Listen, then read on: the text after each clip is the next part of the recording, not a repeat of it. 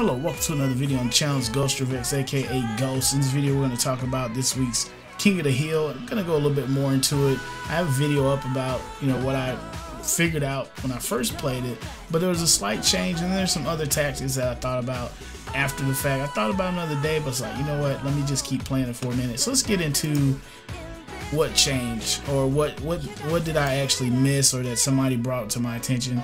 I put this map on I think on social media, and one of the people responded like, hey, Beacon 3 and 2, when I started, basically 3 was number 2. Okay, so when they went on, theirs was actually set up like this. Number 2 was actually to the right side, and then number 3 when it changed, and then 4, and then 5. So it basically went almost like counterclockwise. And that it makes sense, but it was like it was a different time of day, and maybe they're working on that, trying to figure out, because it didn't switch randomly.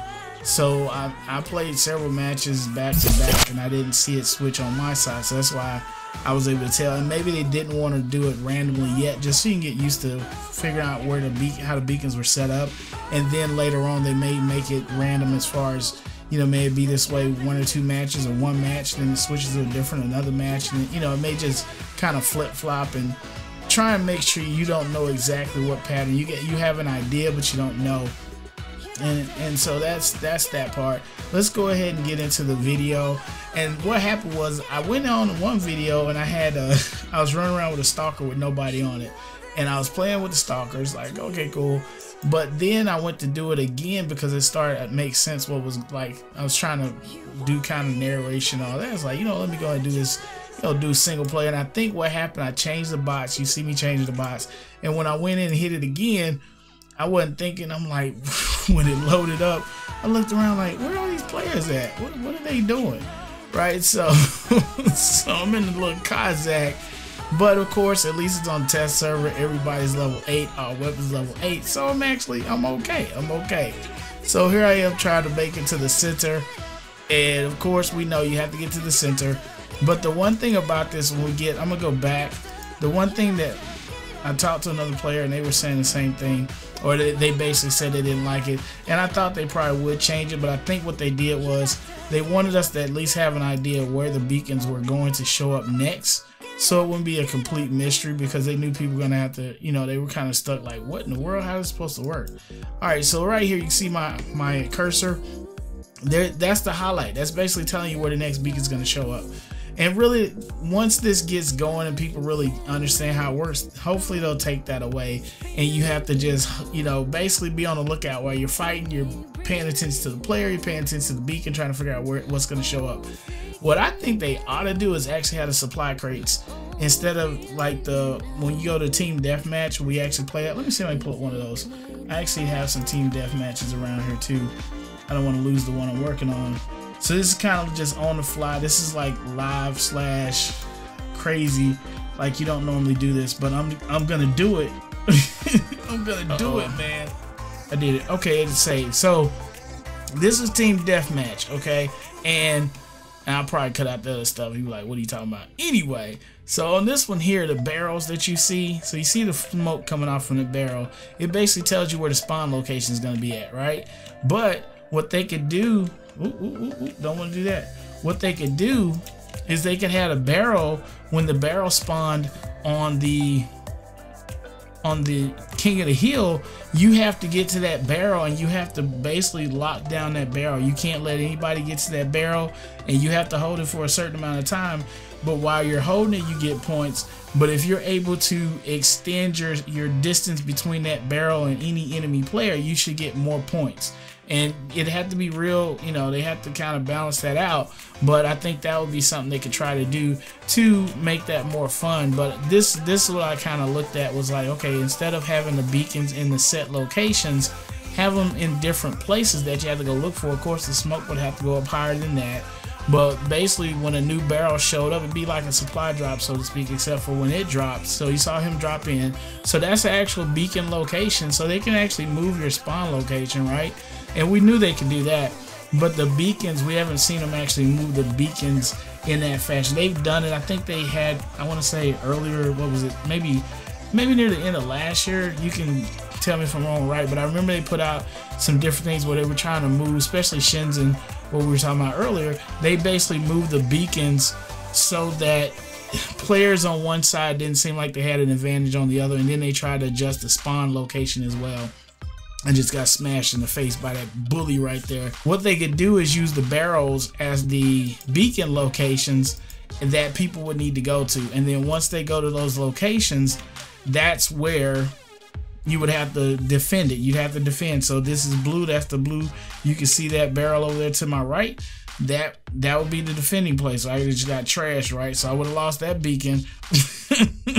But anyway, I think that would actually work out better than what they currently have, only because you're going to have to give away a beacon, so to speak, because people know exactly where the beacons spawn at.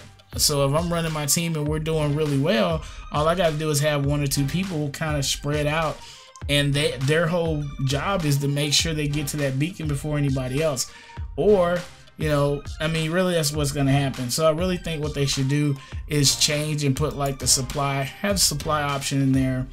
Not a supply, but have those barrels, these, as you can see the smoke barrels here, have those barrels there, and that way when that shows up, you see the smoke, we got to get to the smoke. When we get to the smoke, once we get the smoke first, it turns the color for us, right? We get to it on time, and also maybe, you know, it's just kind of a toss-up.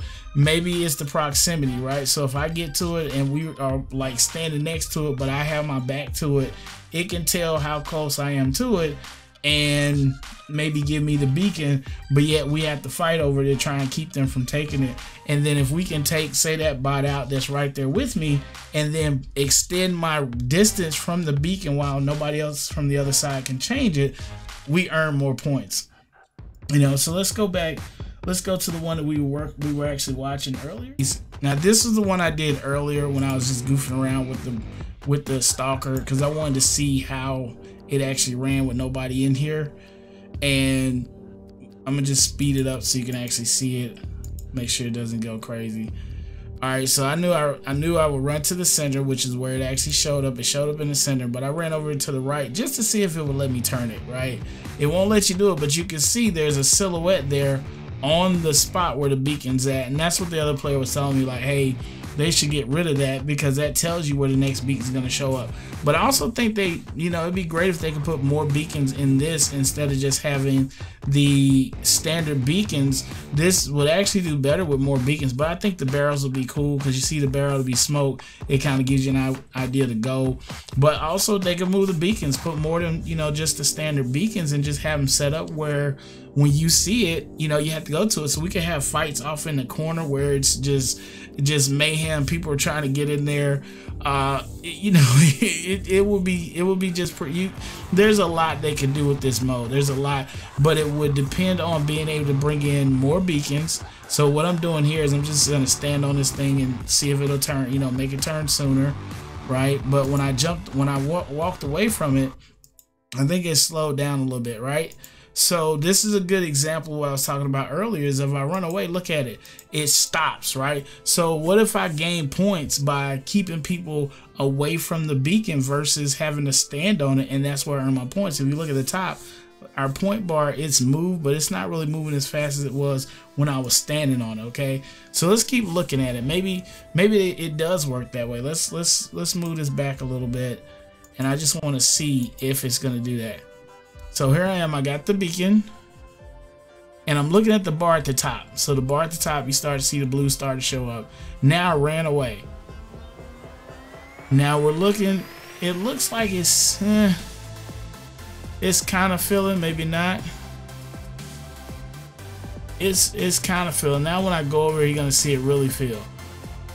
And you see it drop. So it doesn't look like it actually fills as fast if I'm not standing on it. So really, I think what they should do is have it where once you get it, it fills a certain amount, but if you push away from it, it basically fills as fast as it was, but it still goes down. It's still gonna switch to another beacon, but there's a time frame that it locks in. So if you basically, by putting that time frame in there, it's gonna force you or force the other team to have to attack you to get to that beacon. They're gonna have to try to contend to get that beacon, and that would actually give it the whole King of the Hill mindset, which means when you come in, you know we're gonna tell you you can't have this beacon. And if you want this beacon, too bad. Or you're gonna tell us, you know what, it was nice that you turned that beacon, but it's time for you to give it up. It's time for you to give up. And I think that's what they're trying to go for. But I really think the standard where the beacons show, they need to probably scrap that and go ahead and put barrels in the game, just like we saw in the team deathmatch. And when those barrels start smoking, so they could be sitting there and then they just start smoking, and when that smoke comes up, you know, okay, we got to get to that barrel. But also making sure that it's visible from most of the map. But then too, I think it's good, it's gonna play more to people who are actually on comms, because they'll be able to tell each other like, hey, look, I need you, while we're playing, I need you to scout. You see smoke, you call it, you let the team know, but you move that direction. I don't know, man, just some ideas. But you know, the game mode will be pretty fun once they kind of nail out the different things. I know people put feedback on what they thought, like, didn't like. As you can see, the silhouettes across the way there, so it's letting us know where the next beacon's gonna be. And like they said, if that was removed, I wouldn't know. I'd just be sitting here really trying to pay attention to where the beacon's gonna show up. Then boom, it highlights, let's go. And you can see here, the center beacon is highlighted now to let it know, hey, that's where the next beacon's gonna show up at. And then we go here, we're gonna turn it and go from there. So that's it, man. I know it's a little bit longer video, but just want to kind of go through this. This is actually an interesting game mode. There's a lot of things they can do with it. I don't know if they can do the barrel thing I was talking about. You know, I don't know. I'm worth picks on it, but you know, I know programming. You can do what you want programming.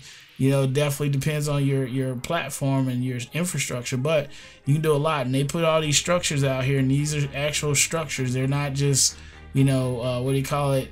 You can't walk through them, so they're actually physically there. They have a what do you call it, a contact point, so you can't walk through them. That's one thing. So the only issues that we know of right now is that if I'm standing by a beacon and you're standing by the beacon, if we both try and take that beacon, it just depends. I don't know. I really don't know how it distinguished who actually got the beacon the last time when I played. This is me probably running around by myself. This was actually when I was running had a bunch of medium bots running around. So this is still going to be team deathmatch. So this is a good example right here. This is actually an excellent example. Thank you. It's perfect. So here we go. Let me slow this down a little bit. So let's go in here and look at this. So let's say instead of the normal beacon area, let's say over there where you see the barrel smoke at, that's where they put the new spawn area.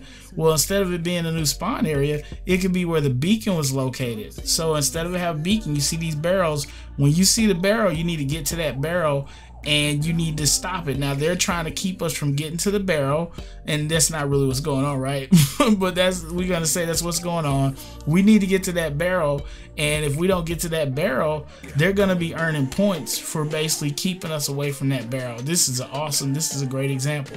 And that way, what will happen is you will push the gameplay all over the map. It wouldn't be just one spot or one place a person could sit. It pushes all over the place. It makes it where you don't get caught up with feeling like you got to deal with a lot of range, but then there are times you may have to deal with range. So you need to put the barrels in places where it's going to force you to play different types of bots. Not saying you have to change them all up, but your team needs to have a good makeup in order to do well in this arena, right? So they basically are still fighting. We're gonna take them out because we made it over here. But let's say once we took them out, now the little part of Jeopard was able to get to that barrel, it would actually turn blue instead of red. So now we're still fighting. They're still trying to hold that barrel, and we're still pushing in. So right now we're still trying to push in, and then at this point, I'm gonna jump past that guy. But at this point, I'm injured. Look at that. Look at that. I'm wounded soldier, baby. But at this point right here, we would actually have the blue barrel. Okay, and it would be turning blue because there's no enemy bots near it. We're the only bots here. It would turn blue, and now we would control it, and then we fight for it. But it also would have a timer. So let's say the time that they had it times up, the barrel would start to fade out, and then once it fades out completely, there might be like 2 or 3 seconds, maybe 5 seconds, and then or 10 seconds, and then there'd be another barrel where the smoke would start coming out of it, and then the whole team would have to try and figure out, you know, where the other barrel's at. So you know, those are just some ideas.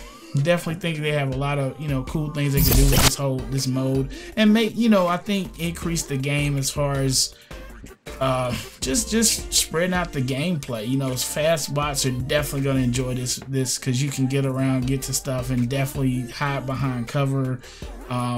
Big bots can just, when they get in close, drop the paint on you. Medium, all the bots will have fun on this, I believe. In most cases, you know, there will be some where people are trying to run tables because they do have stronger setups than others.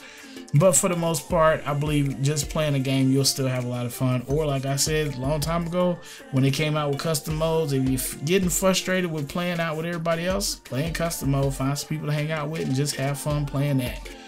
This is the Ghost, man. Let me know in the comments what you think. Agree, don't agree, your ideas, your plans, your thoughts. Thanks for watching. Leave a comment if you enjoyed this video. And as always, choose like over death.